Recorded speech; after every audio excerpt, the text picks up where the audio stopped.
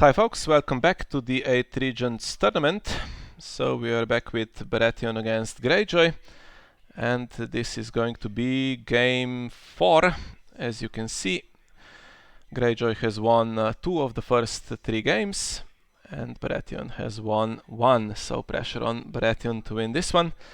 And joining me once again is one of the players who won yesterday, Alexander Schulte. Hello to you. Hello, and hello everybody in the stream. Okay, so we are watching Marek from Team Baratheon against, this is difficult to pronounce, zrowrequiem. Zach. It's Zach. Alright. Yeah. Playing a Sea of Blood deck, which a few years ago would have been really scary, but not so much these days. Yeah, unfortunately. And I see Marco Mattel brought one of the best possible decks for Baratheon. Qohor is still a force out there. Yeah, very quick. If it gets a good start. Okay, lots of cards. So we have the bestow stuff, Black Lauren and Gregorn, with the Ironfleet Scouts to compete in the challenges. And we have Stannis on the other side, and unfortunately no attachments, but maybe there are some in hand. Obviously he had to set up another character with Stannis to avoid March to the Wall. So let's just remind ourselves what Sea of Blood does now. So still you get the search after you win military by 5, and still you can put a token on and reduce the cost of events. But no more neutral events in your deck, so that means no put to the torch and no put to the sword. Yeah. And Greyjoy still has that we do not sow, which is of course a nice alternative to put to the torch, but what other events can you really include in Greyjoy? I think we see a Bloody Cup. That is the event you want to play with Sea of Blood, I guess. Yeah, so anything that is unopposed can get a character removed. No restriction, I think, so could be Robert or Stannis removed. I guess the idea is to force your opponent to defend, to not getting into Bloody Cup, but to make pressure out of it with Black Lauren, or maybe with his Golden Storm ship. I don't know if he's running that. I like that. I like still this deck very much, but as you said, it's not that strong anymore. Yeah, so Marek going for the Maiden to win initiative, but this is going to be difficult against Greyjoy, that of course has tricks to make sure they can win initiative. None on the board at the moment though. Oh, okay. Lucas in play with stealth and the Botley crew. Yeah, that's what I'm talking about here. Yeah, so you don't want your opponent to defend for Bloody Cup, and you give him another option to not defend, to not get killed. Yeah, penalties in play. We have Black Lauren, of course, who can kill characters and throwing X. On the other hand, there is Gregorn. Actually, no, I was thinking of something else that reacts to after no defenders are declared. I guess there is the event that the raiders have.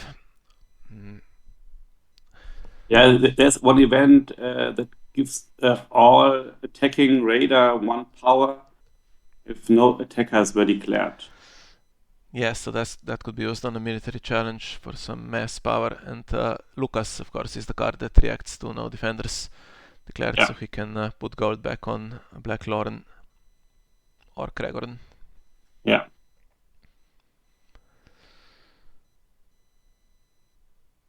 And still 3 gold.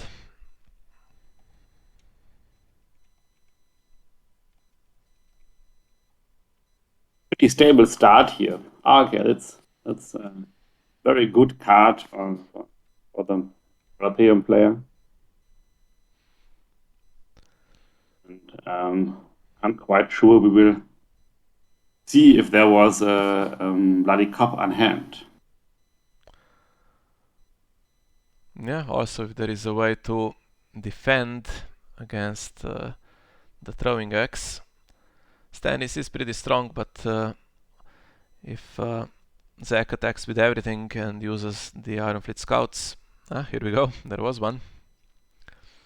The Bloody Cup is out of the way. I for myself are hoping right now there was another one. Well, the agenda can, of course, still find it. Yeah. Okay. Yes, and with the two Iron Fleet scouts, you can win by 5 easily, I guess. Okay, that milk hurts, of course. Yeah, that gets rid of the stealth. So currently it would be 14, and Marek could defend with 9, but then he would be killed by throwing axe, of course. Yes. With throwing axe, I don't know if he is going to defend at all. Difficult decisions to make here. If he doesn't defend, it probably Stannis will be the target for the Bloody Cup. Yeah, But so, if he defends, one defender dies. Does it work against Stannis? So choose a character controlled by the losing. I think he is protected. He's immune to events. Oh yes, he is protected, right? And one attachment. So this is tricky. I think this is a problem now for Marek because military can win by 5. It can search for the Bloody Cup, use it on the Red Priest. And then there is also military claim and Stannis will be left alone.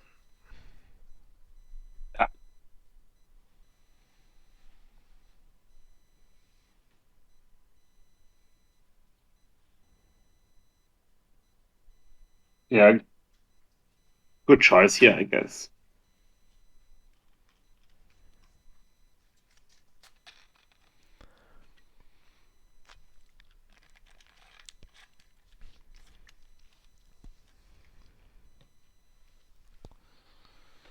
It's a tough decision for Marco now. Well, throwing axe has no restrictions, so if he defends and loses, which he would with the Ironfleet scouts, then Stannis gets killed. Yeah. The throwing axe needs to target a defending character. Of course, he won't defend with Stannis, but he could have defended with the Red Priest, which is now going away. Now here, something weird happened. Okay, so he searched for the Bloody Cup. Yeah. Yeah, and wanted to use it on the Red Priest.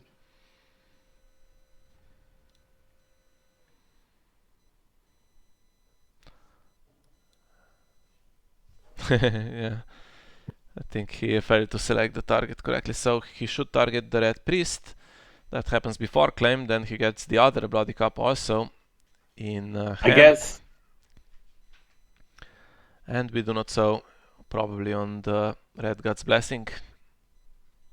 Yeah, he clicked too fast on the we do not sow, I guess. And he clicked we do not sow before the Bloody Cup was fully resolved.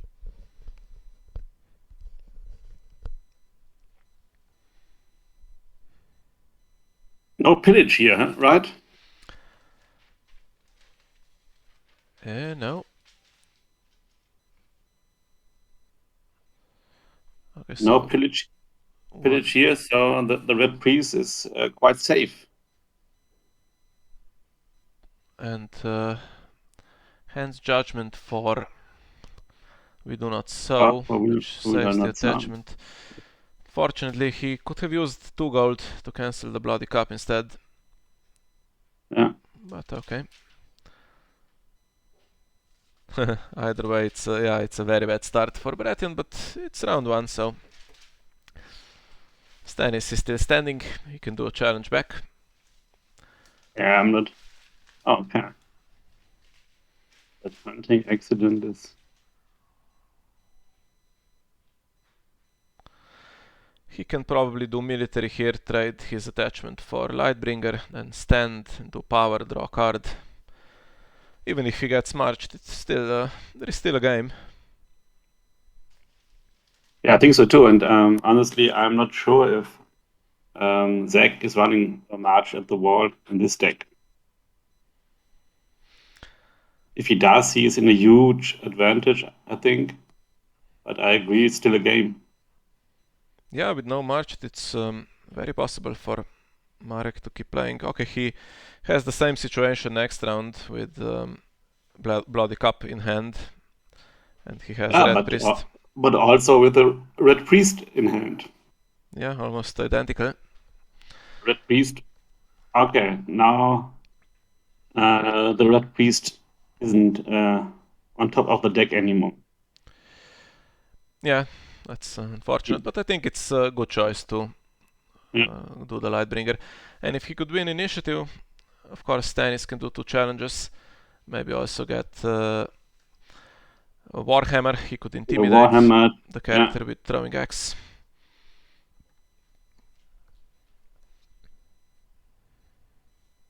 But I have a clue what Zach is playing next round, or at least what I would play next round if I were him.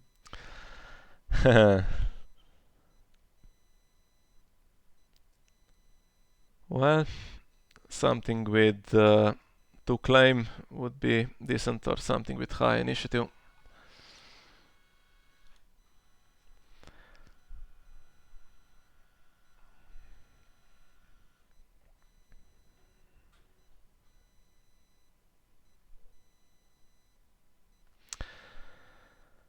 Yeah, so he's deciding whether to use Qohor again to trade Lightbringer for something.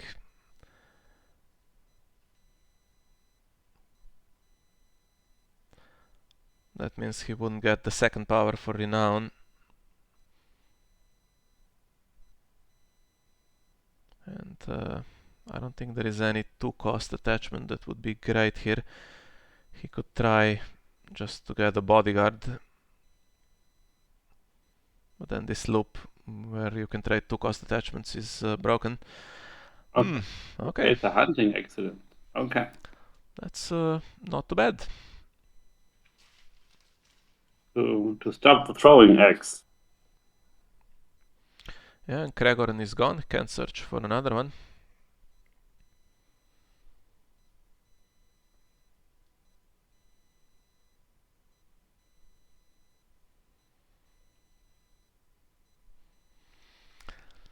Yeah, so I guess we'll see right away. If Marched is in the deck, I think this is a problem. If Marched is in the deck, it would be a perfect choice here. Both attachments are terminal. Throwing axe goes back to hand, but I'm not sure really if it isn't if he plays it.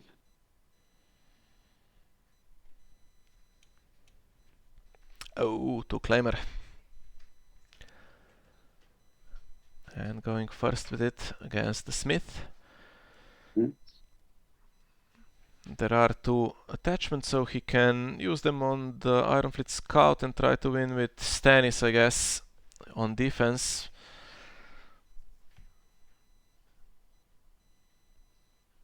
Oh, alright. Euron with Intimidate and Silence next round, I guess.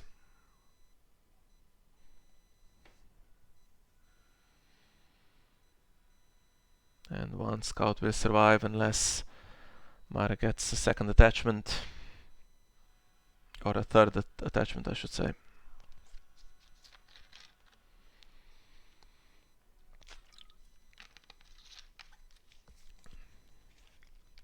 So 6 gold to spend here for Marek.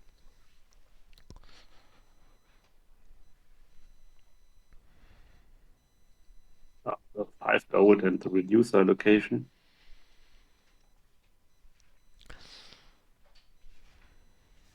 How about a reducer and Melisandre? That would be okay.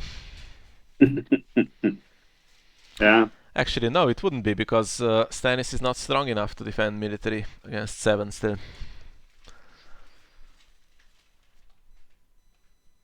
Yeah, but obviously you want to see 2 characters on the board now. The 2 more characters, I mean.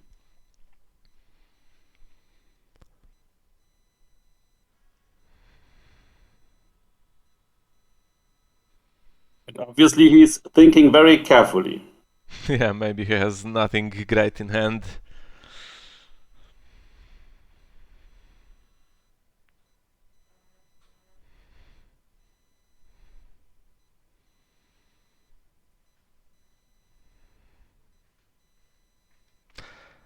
And this time Bloody Cup is... it costs 2, so there is 1 token on the agenda. Which is not... is it enough? Yes, it is enough.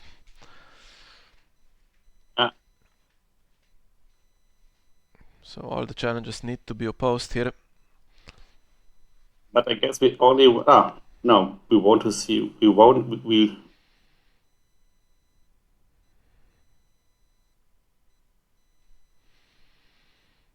I'm not sure if that was the right call here. I think it pretty much ends the round because the fiery followers in Crescent will die to claim here and Stannis gets intimidated. He could done intrigue with only Euron first. I guess. Yes, and the Ironfleet Scout to intimidate Crescent. Yeah, but only, yeah. Just doing an intrigue challenge. To get the intrigue challenge, he would have won the military challenge anyway if he intimidates the Fury followers. Now he's not going to win by 5 anyway. So I guess here it would be better to just do the intrigue first. But it's a hard decision, and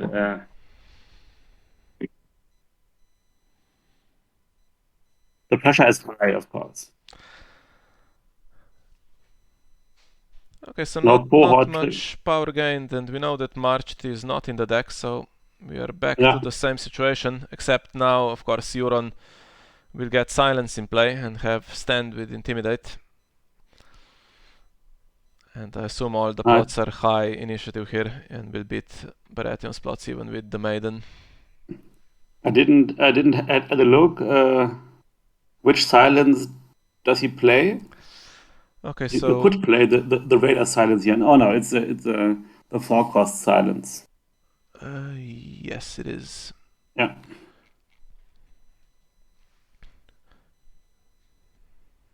That's a good plot choice on both sides, I guess.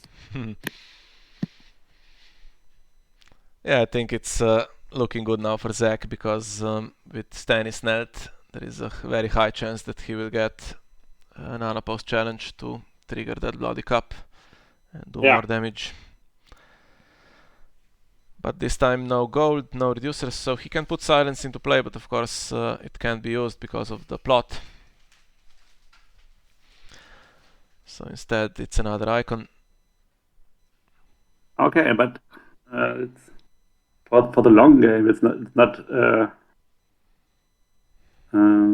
unimportant. You can get rid of the hunting accident with Endrick the Unsmiling. Not this run. Not in this round, of course.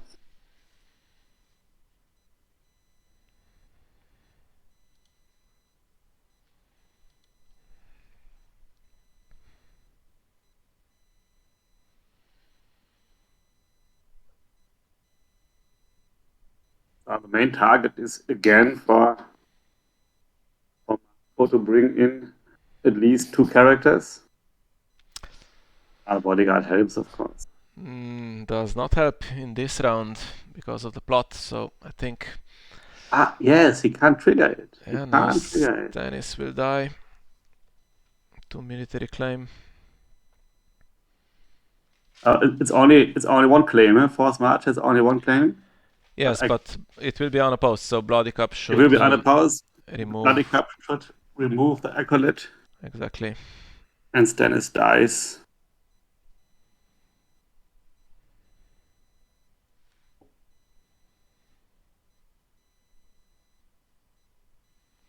Good choice. So I'm pretty sure we see a reset next round.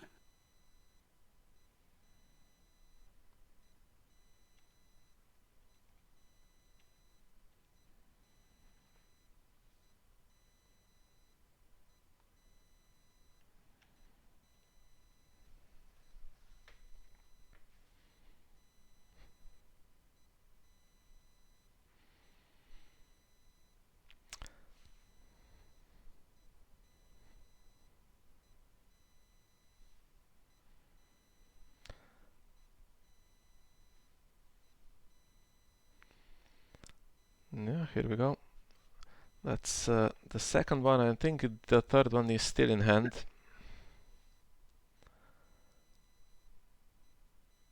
Bodyguard back to hand, and he goes for intrigue, not power.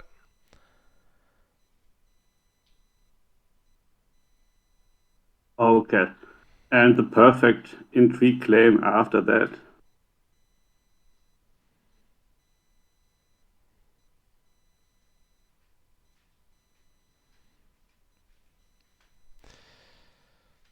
Okay. Guess what? I don't know. I don't know if you know the deck, but if you had to guess, what reset are we going to see?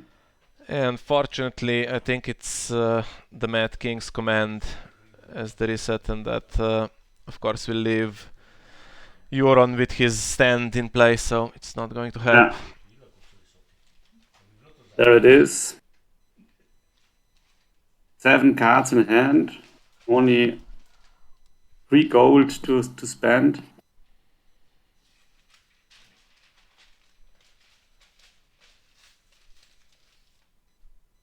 Yeah, we're gonna see silence now, and I'm curious which location he's going to keep.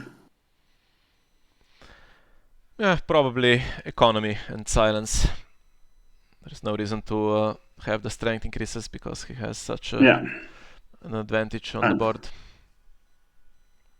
I think so too, and it's an easy choice to get rid of. Or maybe you can even think of keeping left hand Lucas Cott because of the ability of Endrick, but maybe you don't want to keep a kneeling character anyway.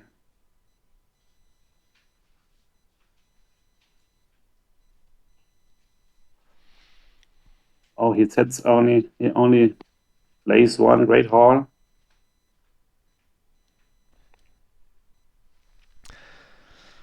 And of course, the cards in hand go down to 3, but then he can use the draw with the Iron Gate from the discard pile.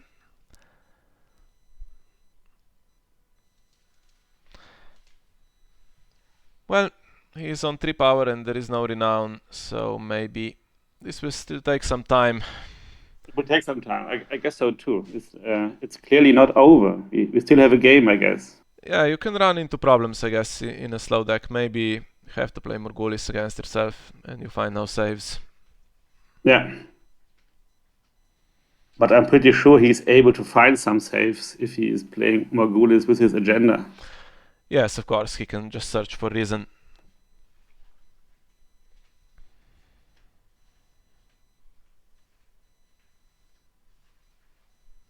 So, but now we get 3 unopposed. No, we only get 2 unopposed. Maybe 3 unopposed with Silence and Euron. And 1 claim.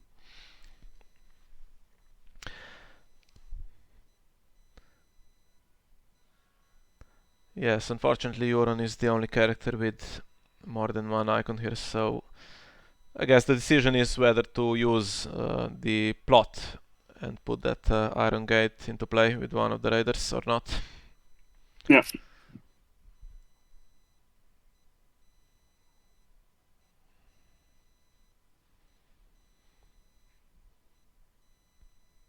And we have a big advantage here.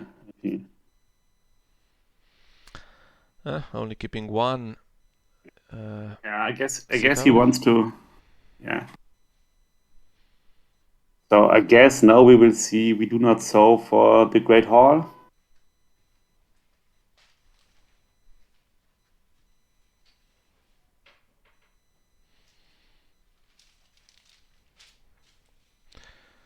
Searching for raiding the Bay of Ice. I'm surprised, to be honest. I don't think there are any non-limited locations really in Qohor.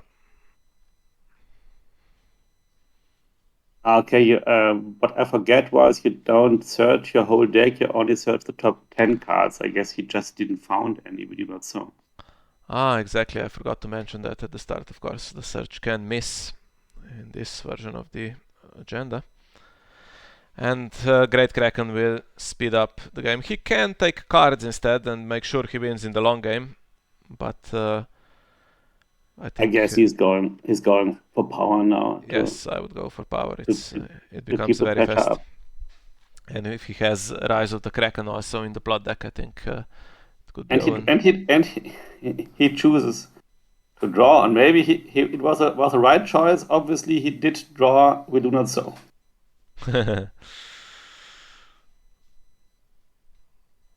Good choice, Zach. Good choice.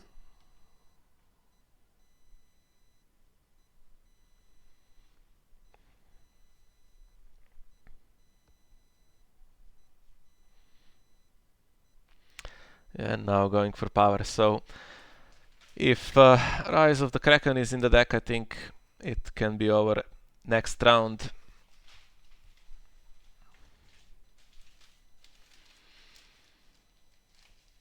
There won't be any gold really, but it's still enough. Just with Euron. Yeah, and with this, and with silence and Euron on board, I guess Brown the Builder would be now a great choice.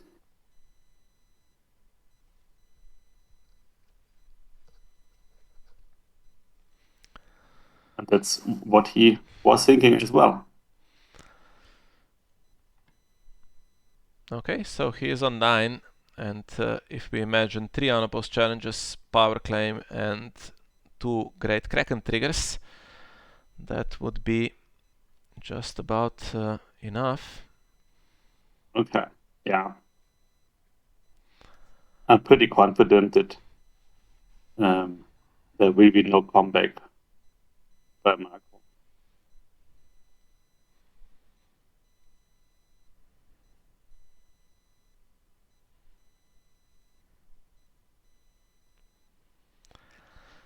A little bit too late with Alistair.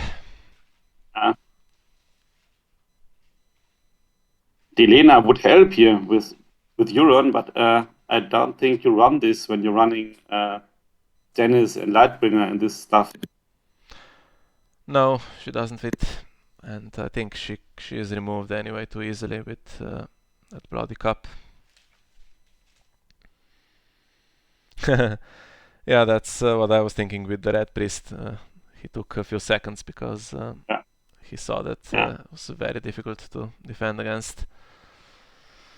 Yeah, Greyjoy Sea of Blood, not really competitive at the moment, and none of the Sea of Blood decks really are with the new agenda, but if you are not prepared for it, as you can see, it can do a lot of damage very quickly. Yeah. And probably the best... The Bloody Cup is a very interesting and strong event. Yes, exactly.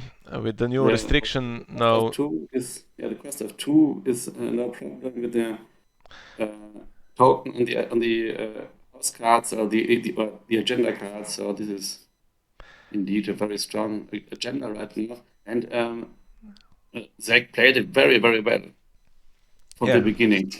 no mistakes, very focused, flawless, and he was very lucky that in the King at the North turn, that bodyguard didn't work.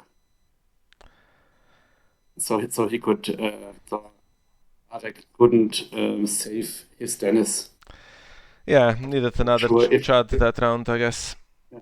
But still, Stannis was knelt and no attachment, so it would still be the same, I think.